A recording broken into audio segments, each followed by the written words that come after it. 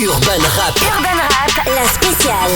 Tous les vendredis soirs, Rizwan, Juliette et Priscilla reçoivent les plus gros rappeurs du moment pour 2 heures d'interview sur leur actu, sans langue de bois. Et de gros freestyle en exclu. Urban Rap, la spéciale, c'est l'émission rap français de référence. Toute l'actu hip-hop pour découvrir avant tout le monde tous les sons qui vont déchirer partout ailleurs dans les prochains mois.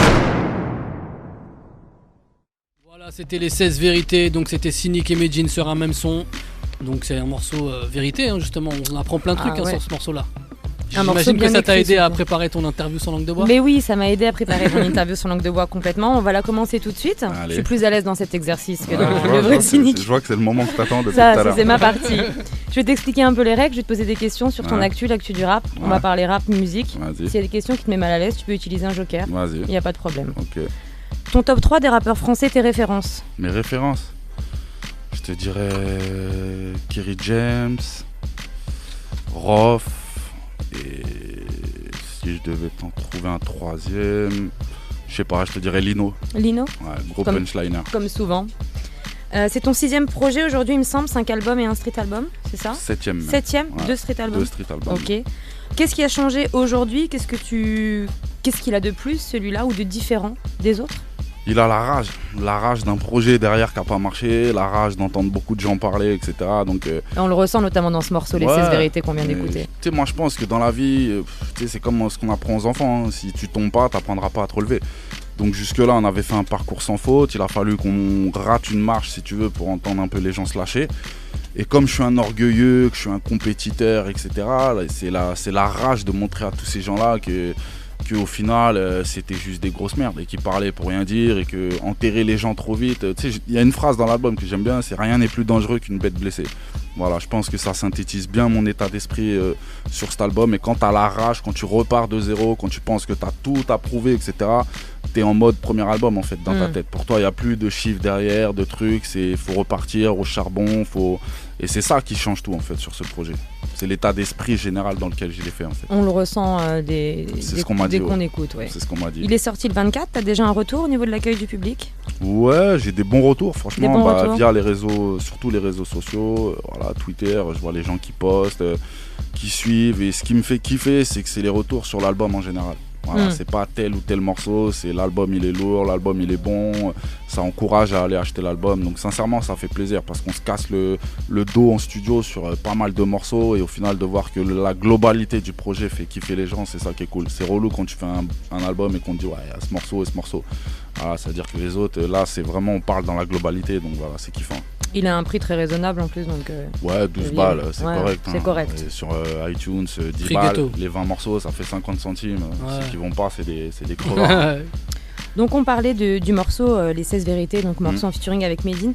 Moi tout de suite je voulais, je sais pas si tu l'as vu, mais je voulais tout de suite que tu mettes fin à une rumeur ou un quiproquo qu'il peut y avoir. Je sais pas si t'as remarqué. Tout le monde pense que ce morceau, il y a des faces cachées pour Booba. Ouais. Tu l'as vu ou pas ça? Ouais, je l'ai vu, je l'ai entendu, mais en fait, c'est vraiment des gens qui n'ont pas compris le morceau. Ils n'ont pas compris, voilà, justement, je voulais que tu t'exprimes là-dessus, parce que moi, je vois pas d'où ils sortent ça, en fait. En fait, on se clash nous-mêmes, pour ceux qui l'avaient pas compris, on parle de nous-mêmes, le concept, les gens vont mieux le comprendre, je pense, quand le clip va arriver, mais on se parle à nous-mêmes, en fait, donc c'est un peu un mélange de ce que les détracteurs ont pu nous dire, ou de ce que nous-mêmes, on se reproche en toute franchise. C'est un morceau humble, en fait, à la base, donc Medine, il parle de son histoire avec Nesbill, parce que c'est des choses incontournables, que tu peux pas non plus éluder. Moi, je parle de l'histoire avec Booba parce que pareil c'est des choses dont on me parle souvent, donc en fait si tu veux on voulait pas faire un morceau de faux cul où on se rentre dedans mais faussement. Dès le départ, dès que j'ai appelé Medine, je lui ai dit tu sais quoi, il faut se faire mal, c'est soit on y va à fond soit on le fait pas. Sinon, mais si on le fait à moitié on veut pas, c'est nul, donc on était obligé de parler de tout. Et personnellement moi même de ces trucs relous dont on me parle en permanence, le clash, la réponse, le truc, alors que je rappelle quand même aux gens que ça fait 5 ans, donc 5 ans c'est une éternité. Mais c'est bizarre quand on regarde les commentaires sur YouTube notamment, je me suis dit mais les gens ont pas compris le morceau ou quoi, alors ils vont chercher les trucs quand il dit ça, et il y en a 3 tonnes. Il y en a ils veulent pas comprendre aussi, je pense que c'est ça, c'est qu'il y en a ils entendent le nom d'un artiste, pour eux c'est du clash. J'ai même entendu des trucs mais farfelus comme quoi Medine il clashait la fouine, enfin après chacun interprète son truc comme il a envie.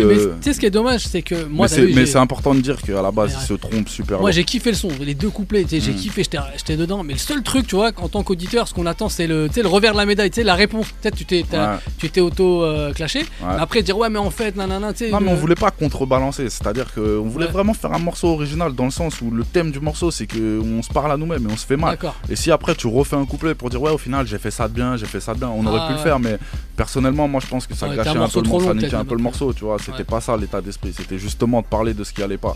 Après, citer ses références, ses chiffres, tout ça, on aurait pu le faire, mais ça aurait fait un ego trip de plus qui, au final, pour moi, n'aurait rien apporté au morceau. Okay. Qui a eu l'idée ? C'est moi en fait, ça fait longtemps, mais ça c'est les thèmes, des fois j'ai des thèmes dans ma tête comme ça depuis des années. Le morceau avec Youssoupha qu'on a fait sur le Street CD, ça faisait 3 ans pareil que je l'avais en tête et celui-là quasiment pareil. Donc des fois tu ressors des thèmes comme ça du tiroir, de la mémoire et voilà. En fait tu devances les éventuelles attaques, en tout cas les attaques qu'on a pu te faire Non, même pas, je devance rien puisqu'on me les a déjà fait. Voilà, j'en parle en fait. J'en parle ouvertement et c'est un morceau où en fait c'est le principe, c'est ce qu'il y a à la fin du morceau, la phrase, le sample à la fin est super important parce qu'en fait on dit on est des hommes, voilà, on a commis des erreurs, on n'a aucun pouvoir. Donc c'est une manière de replacer l'artiste à sa place, c'est-à-dire c'est juste un être humain, faut arrêter de croire qu'on est parfait, que voilà, moi c'est ça qui me saoule un peu dans le rap, c'est aussi pour ça que j'ai décroché, c'est qu'aujourd'hui tout le monde est le plus beau, tout le monde est le plus fort, tout le monde a la plus belle voiture, tout le monde a vendu le plus et au final cette surenchère de moi ça me fatigue un peu, tu vois. Il y a une phrase sur laquelle forcément je voudrais ta réaction, c'est ni blanc ni maghrébin, au bled tu serais trauma, dis-moi t'en connais grave des rebeux qui s'appellent Thomas. Pourquoi tu ressens le besoin? Alors en effet on le sait tous que c'est souvent ça a été reproché, même si on comprend pas forcément pourquoi, et pourquoi toi tu ressens ce besoin aujourd'hui de mettre ça en lumière, tu le vis, ça te pèse? Non, c'est pas quelque chose qui me pèse, mais c'est quelque chose qui est vrai. C'est que en vrai, c'est ce que je disais il y a pas longtemps, quand t'es dans une double culture, t'es rien au final. Donc je sais bien. Il y a des périodes où t'as envie quelque part de représenter plus tel ou tel côté. Tu vois, quand j'ai commencé à faire les Ryan de ça, moi je me sentais pas intrus sur le truc, tu vois. Mais des gens l'ont perçu comme ça et c'est ce que j'ai entendu. Pourquoi je dis Thomas? Parce que les gens quand ils ont su mon prénom, ils se disaient mais qu'est-ce qu'il fait sur cette compile? Tu vois, et les gens connaissent pas réellement ton vécu, ils disent Thomas mais ils disent pas Idir, tu vois. Donc au bout d'un moment c'est ça qui est un peu gênant, c'est qu'ils voient ce qu'ils ont envie de voir, tu vois.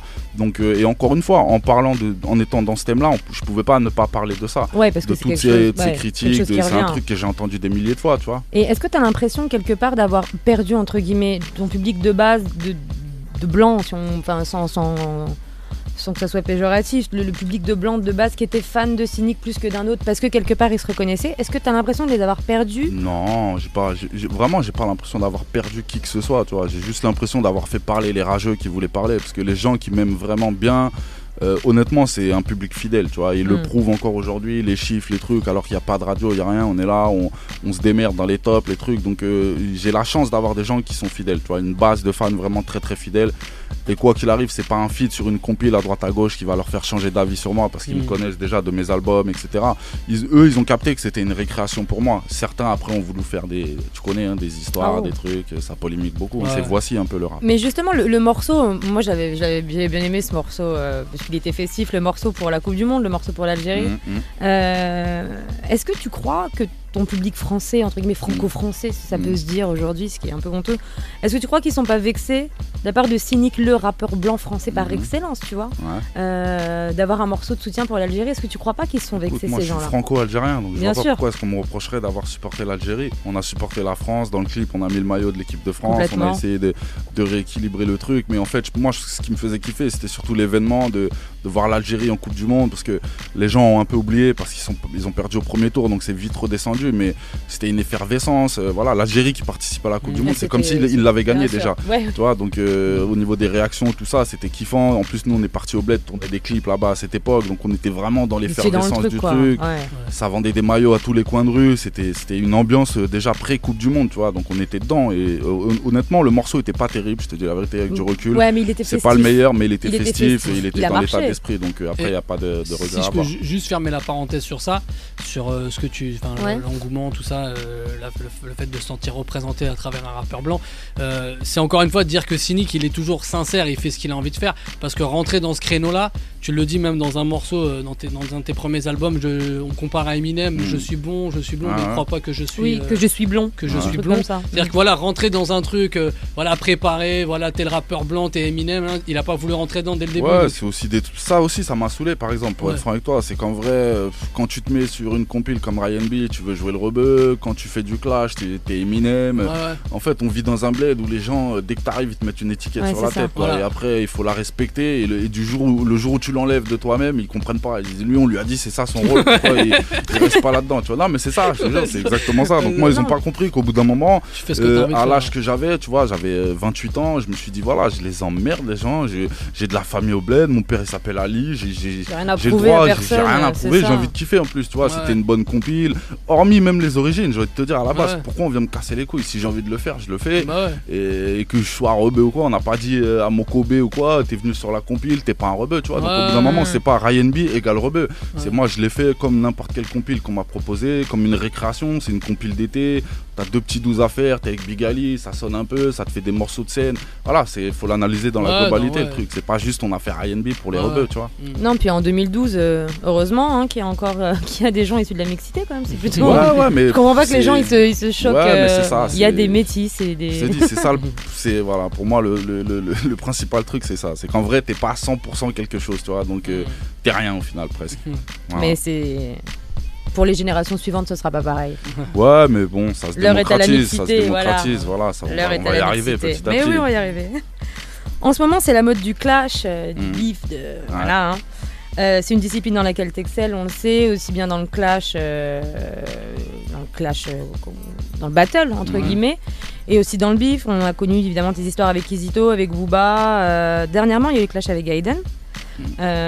C'était quoi? C'était un jeu entre vous? C'est un buzz marketing? C'est une vraie embrouille? C'est quoi? Non, c'est pas une vraie embrouille, c'est plus un défi mutuel en fait. Voilà, c'est que... Mais dans le respect. Dans le respect. Il suffit juste de voir la vidéo pour voir qu'il y a du respect. On va vous serrer la main plusieurs fois. Si c'était vraiment en mode bagarre, il y aurait beaucoup plus de gens dans le studio, il y aurait une espèce de tension, ça se serait senti. Là, c'était hip-hop, les gens ils chantent. Donc, non, mais c'est surtout que, comme je te l'ai dit, moi je suis un compétiteur, tu vois. Et quand je vois une nouvelle scène de clasheurs émerger, tout ça, j'attends un petit peu, tranquillou, et je vois qu'il y en a un qui sort du lot. Donc au bout d'un moment, en plus j'ai eu l'occasion de faire les jurys, donc je l'ai vu vraiment de très près, tout ça.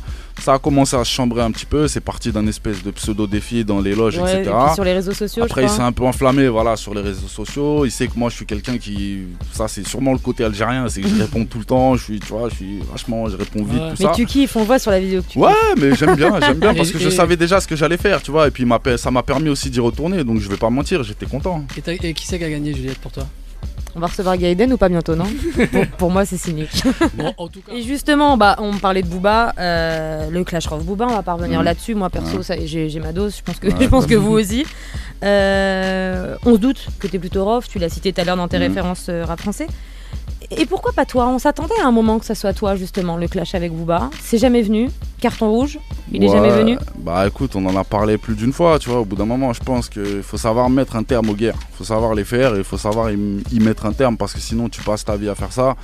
La preuve, le meilleur exemple que je peux te donner, c'est qu'on a arrêté plus ou moins ces histoires en 2007 et que regarde, on est en 2012, tu m'en parles encore. Donc si j'avais répondu, parce que je peux te dire que le morceau que j'étais en train de préparer, c'est ce que je voulais te demander, il est comment? Voilà, pour ceux qui ont vu le truc sur Gaiden, c'était un niveau 3 fois au-dessus, tu vois. Donc Carton rouge est au-dessus du... Bah ouais, parce qu'il est plus personnel, voilà, sans faire injure à Gaiden, il y a beaucoup plus de références chez Booba, tu peux plus t'amuser, il y a plus de matière quand tu veux clasher. Plus t'es connu en général et plus c'est facile de clasher un mec, tu vois. Tu prends ses titres d'albums, tu peux prendre plein de références, donc il y a beaucoup plus de matière et puis on sait beaucoup plus de choses sur lui aussi. Et tu l'as jamais sorti au final? Bah non, parce que je savais quel genre de bordel ça allait être. Mais en même temps, au niveau marketing, tu vois. Ouais, mais le marketing, si tu penses que marketing, je veux dire, arrêtez, tu fais pas de clash, parce que le marketing, le clash, ça divise les gens. C'est-à-dire qu'avant, les gens, ils cohabitaient, avant les histoires, les fans de Booba ou les fans de Cynic, qui pouvaient s'entendre. Et c'est comme si du jour au lendemain, on leur avait demandé de trancher. Et crois-moi, pour tous les imbéciles qui pensent et que j'ai vu dire, ouais, mais c'est pour le business, tout ça, vous êtes tellement loin de la plaque, c'est anti-business du début à la fin. Donc justement, c'est aussi pour ça, pour pas s'enliser dans ce truc-là. Parce qu'en vrai, regarde, il y a eu 2 morceaux qui sont sortis, on s'est dit, bon, bah voilà, les gens, ils se feront un avis. Le seul, comme je l'ai toujours dit, le seul défaut, enfin, le seul tort qu'on a, c'est d'avoir dit à la fin du morceau, tant que tu parles, on répond. Parce qu'en vrai, c'est une erreur de communication qui a fait que les gens, ça a laissé la porte ouverte à d'autres réponses, tout ça. Alors qu'en vrai, on s'est retrouvé comme des cons parce qu'il a balancé son vieux morceau bidon. Et je peux te dire, écoutez les couplets de Gaiden, écoutez les couplets de Booba et vous verrez que c'est pas ce genre de morceau-là qui me touche, tu vois. Vraiment, je viens d'une école où ça clash dur, où les gens ils t'analysent 4 mois à l'avance, ils notent plus de trucs qu'un inspecteur de police sur toi. Quand tu clashes ce genre de mec-là, t'as des petites sueurs, tu vois. Mais quand tu vois un mec qui dit ouais, tu cours vite comme Thierry Henry ou je sais pas quoi, personnellement, et je le dis en toute franchise, c'est comme si tu voulais me boxer, mais qu'en vrai tu me faisais des caresses, tu vois. Donc personnellement, je me suis tellement pas senti touché que on a dit vas-y, on va mettre fin au combat et au final les gens ils auront 2 morceaux pour se faire un avis. Après il y a toujours des gens un peu, tu vois, pas très impartial qui vont dire ouais il a gagné tout ça, mais il y a que ses fans qui peuvent dire il a gagné, sincèrement, je te dis ce que je pense vraiment. Ça veut dire que demain il te fait un wesh moré à toi, tu réponds pas? Ça dépend là. Carton rouge, il peut sortir quand même. Bah ouais, mais il faut sortir du carton. En fait, nous, ce qu'on a voulu lui dire, c'est poto, t'es un ancien, on te respecte, y a pas de souci, tu viens d'arriver, mais nous prends pas pour des cons, t'as vu, nous aussi, on est là dedans, t'inquiète pas, des potes, on en a, on a tout ce qu'il faut aussi, tu vois. Donc moi, j'ai pas supporté qu'il parle de moi dans toutes les interviews, parce que un truc qu'il faut dire aussi, c'est que c'est pas à cause de son morceau où il dit Pokora, Jam, c'est cynique, parce que ceux qui l'insultent, c'est pas moi à ce moment-là, c'est les Renois. Il dit les négros sont déclassés, donc l'insulte, moi, c'est plutôt flatteur pour moi, ça veut dire qu'on marche. Mais c'est plutôt les interviews, les trucs qu'il a fait à droite à gauche. Donc au bout d'un moment, que ce soit lui ou n'importe qui, tu sais, c'est comme dans la rue, tu vois, demain, ou dans une cour de récré ou au bureau, demain, un mec il vient et te casse les couilles en permanence. Au bout d'un moment, t'es obligé de lui dire, mais détends-toi, l'ami, tu vois, il y a du répondant de l'autre côté. Donc voilà, on n'a pas voulu faire les cakes, mais on a voulu lui montrer, calme-toi, petit, tu vois, on sait ce qu'on fait aussi. Hier est sorti l'autobiographie de Diams. Tout le monde sait que vous étiez très proches. T'as déclaré il y a quelques temps de ne plus avoir du tout de news de Diams. On sait qu'elle s'est éloignée du milieu du rap et qu'elle fait sa vie de son côté. Vous en êtes où aujourd'hui? Tu vas acheter le livre? Ouais, je vais sûrement l'acheter parce que déjà ça reste une amie et puis voilà, on va faire, chez moi c'est comme ça que ça marche, on soutient la famille et puis parce que tout simplement je suis curieux de savoir ce qu'elle a dit dedans. Après j'ai des nouvelles d'elle par personne interposée, tout ça, mais bon je m'attarde pas dans les médias spécialement pour dire ouais on est là en contact ou pas. T'inquiète pas, c'est la famille. Moi, je connais plus Mélanie que Diams. On se connaît depuis très très longtemps. Je connais sa famille. Voilà, ça va largement au-delà du contexte de Cynic et Diams ou de la musique, tu vois. Donc, quoi qu'il arrive, je sais que ça va pour elle. Elle est avec sa petite fille. Elle a sorti son bouquin. Elle est heureuse. Donc voilà. Qu'est-ce que tu lui souhaites aujourd'hui? Que du bonheur, juste d'être heureux. C'est une meuf qui a vécu beaucoup de choses. Les gens se sont peu mis à sa place. Mais crois-moi, elle a vécu vraiment beaucoup de choses. Elle a eu plusieurs vies. Et voilà, et le succès, le gros succès, c'est aussi difficile à gérer que l'échec, tu vois, parfois. Donc voilà, on va pas la plaindre d'avoir vendu des albums, mais franchement, c'est pas évident tout ça à gérer, cette pression, toutes ces tournées, tous ces faux culs. D'autant plus. Beaucoup de faux culs autour d'elle à une époque, tout ça. Donc au bout d'un moment, ça dérègle un peu les têtes, ça dérègle un peu les gens et c'est humain, tu vois. Donc voilà, je suis content, elle s'est recentrée sur elle-même et voilà, elle a acheté son bouquin. On lui souhaite que du bonheur. Yes. Sur cet album, plusieurs featuring, on l'a dit tout à l'heure, on le rappelle rapidement, Kaina Samet, Pinocchio, super morceau. Moi j'ai encore un deuxième morceau que j'ai bien aimé. Il y a le morceau avec Alonso aussi qui est dans un autre délire, qui a le mérite d'être sincère. Voilà, de fumeur assumé. Fumeur assumé, voilà. Nouvelle génération, LECK, Fababy. LECK, on le retrouve aussi sur un morceau de Kaina Samet. Yes. Voilà, c'est la famille LECK, j'ai cru comprendre. Exactement. Et du coup, Fababy, c'est plus étonnant, moi je trouve, comme choix de featuring, parce que j'ai envie de te dire, t'es pas très rancunier. On sait que Fababy fait partie de la team de Lafouine. On sait que Lafouine, il a pas toujours été super chaleureux. Ouais, ça c'est, je vais te dire, c'est ce que les gens croient. Moi, c'est pas les retours que j'ai. Donc voilà, en plus, hormis ça, je veux dire honnêtement, il y a le business et il y a ce qui se passe à côté. Moi, je mélange pas tout. J'aime bien Fababy, j'aime bien ce qu'il représente, la scène. Donc si tu commences à calculer ce genre de truc, au final, tu bosses avec personne parce qu'il y aura toujours le pote de lui, de un tel qui a dit un truc. Donc voilà, perso, moi, c'est le business avant tout. Et puis le kiff aussi, je pense que t'as bien aimé. Bien sûr. Moi, j'adore me confronter à la nouvelle génération. Et surtout que lui, c'est un mec vachement. C'est ça que j'ai aimé chez lui, c'est qu'il est en recherche de punchline permanente, il revendique aussi là-dessus, il bosse beaucoup là-dessus. Bonne écriture, tu vois. Donc voilà, c'est ça qui m'intéressait avant tout. Après, tu cherches pas à savoir ou tu vois. Quel featuring tu n'as pas encore fait et que t'aimerais faire? Alicia Keys. Ah ouais. Et en français? En français, Kerry, ouais. Ouais, Kerry, on en parlait tout à l'heure. J'espère, ça va se faire. Et enfin, pour conclure l'interview sur Langue de Bois, j'ai l'habitude de conclure avec toujours une phrase de Youssoupha qui dit « Je suis l'un des seuls trentenaires à rapper comme un adulte ». Ouais. Je voulais savoir ce que tu pensais de cette phrase. Elle est très philosophique à ce temps-là, hein, ta phrase. Je suis l'un des seuls trentenaires à rapper comme un adulte. Ouais, ça veut dire quoi? Il pense qu'il est l'un des seuls de notre génération, de ta génération, à avoir un discours d'homme. L'un des seuls. Tu veux me faire dire du mal sur Youssoupha? Non, pas du tout. Je viens de comprendre. Non, pas du tout. L'un des seuls.